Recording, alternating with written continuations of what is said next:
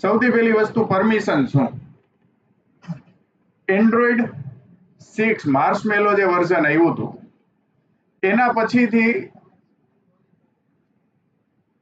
એન્ડ્રોઈડની અંદર user consent પૂછવું છે ફરજિયાત થઈ ગયું. એની પહેલા છે તમે કોઈ પણ યુઝરને કંઈ પૂછ્યા વગર એના ફોનની બધી જ સર્વિસીસ છે યુઝ કરી લ્યો તો પણ ચાલતું હતું. પણ એના પછીથી આ કન્સેન્ટ પૂછવું છે ફરજિયાત થઈ ગયું. કારણ કે iOS ની અંદર એવું આવી ગયું હતું એટલે એન્ડ્રોઈડ ની અંદર પણ મૂકી દીધું. આવું કરવાનું રીઝન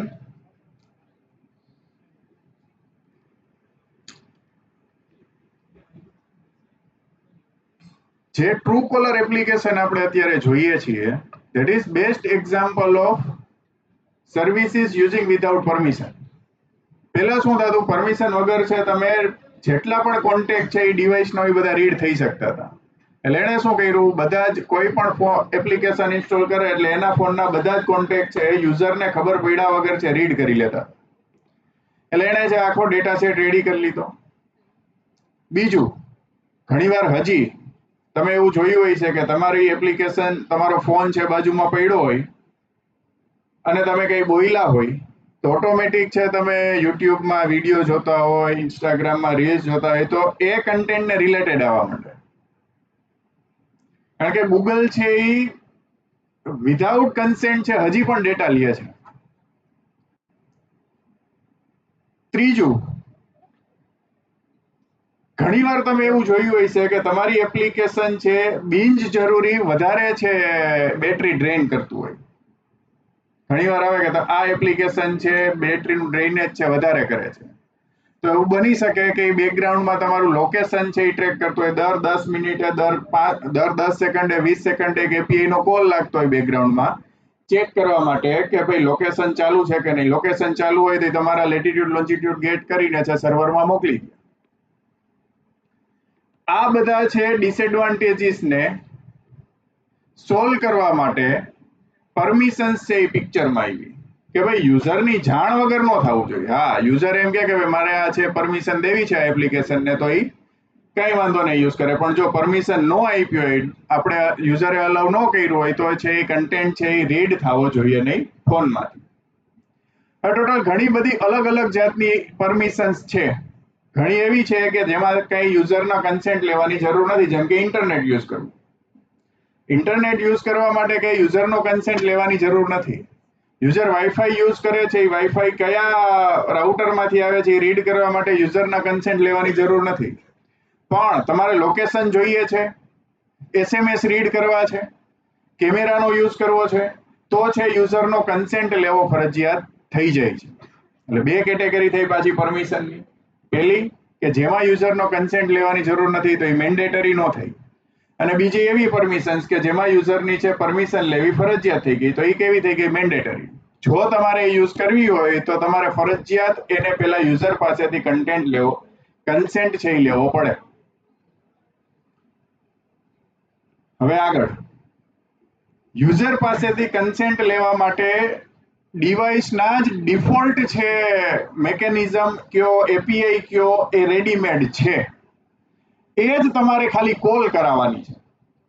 સમજાણું? તમારે કાંઈ બીજું કરવાનું નથી. તમારે ખાલી એની API છે, નેટિવ API. API એટલે એવું જ નહીં કે ખાલી URL ઉપરથી આપણે કોલ કરાવીએ. નેટિવ લોકલ API છે એની. એને બનાવીને રેડી રાખી છે, એ આપણે કોલ કરીએ એટલે ઓટોમેટિક કન્સેન્ટનો ડાયલોગ છે એ ઓપન કરી દેશે. હજી આનાથી આગળ જઈએ, થોડુંક ડીપમાં જઈએ. નેટિવથી જ તમે છે એક્સેસ, જેટલી પણ પરમિશન્સ યુઝ થઈ છે એ નેટિવથી જ એક્સેસ થશે. નેટિવ મીન્સ જો તમે એન્ડ્રોઈડમાં રન કરો છો તમારી એપ્લિકેશન તો એન્ડ્રોઈડના જે ડિફોલ્ટ પ્રોગ્રામિંગ છે કે જે એન્ડ્રોઈડ જ છે એના ડિવાઇસીસને એક્સેસ કરી શકે એની મદદથી તમે કન્સેન્ટ છે એ એક્સેસ કરી શકો. ફ્લટર છે એ ડાયરેક્ટ છે એક્સેસ કરી શકતું નથી.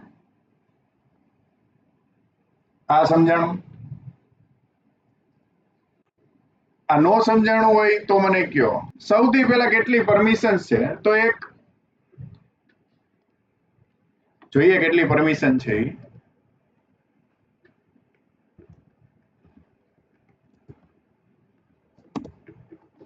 મારી પાસે એક લિંક છે, એની અંદર એને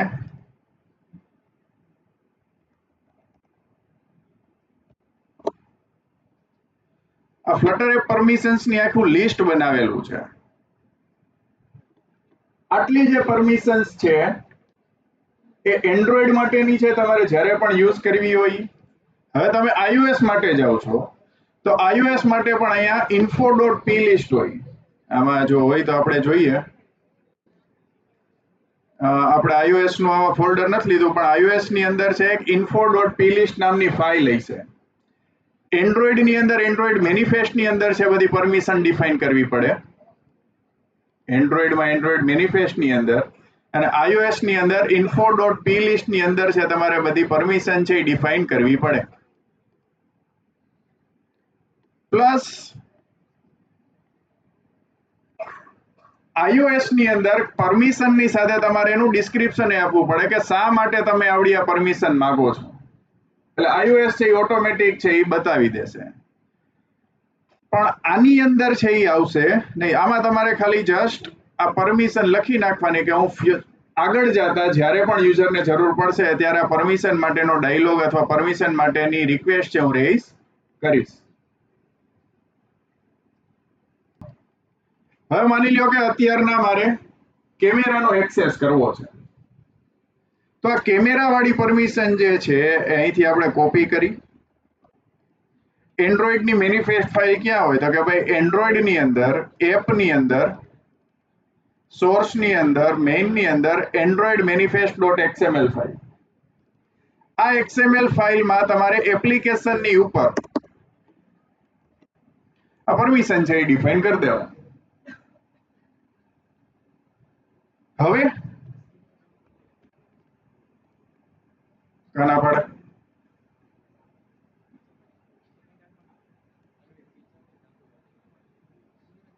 ઓકે આઈ નાખ દઈ.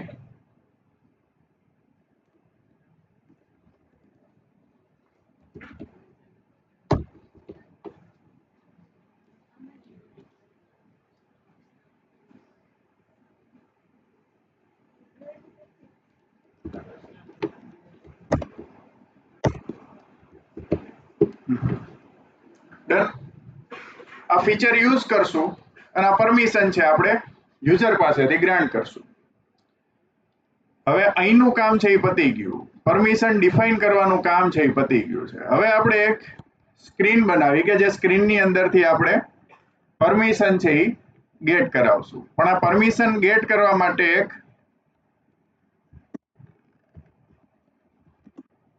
પરમિશન હેન્ડલર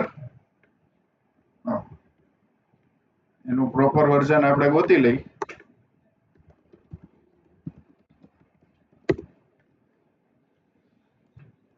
આ રહ્યું 12.0.1 નામનું જે પેકેજ છે એ આપણે મૂકી પબ ગેટ.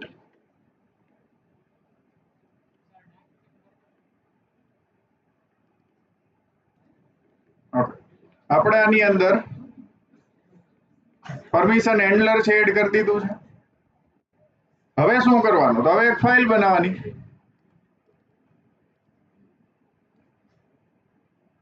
વ્યૂ ની અંદર permission request page class stateless વિજેટ પરમિશન રિક્વેસ્ટ.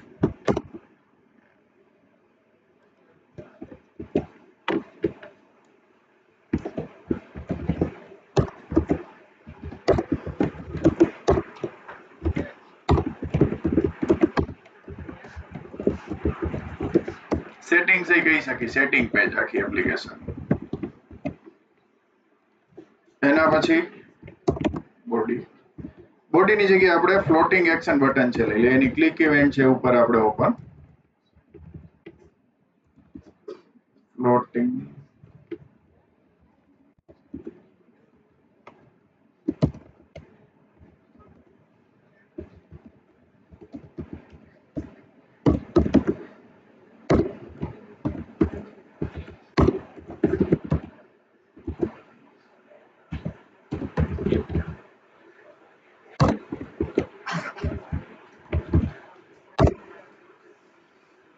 ખાલી ક્લિક ઇવેન્ટ ઉપર આપણે પરમિશન છે યુઝરને પૂછવી છે તો એ લખશું if અથવા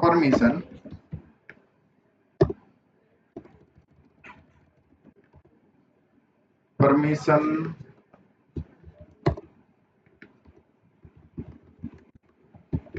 ડોટ અને આપણે આને પરમિશન વાળું આપણું ઇમ્પોર્ટ એક્સપોર્ટ કઈ ગયું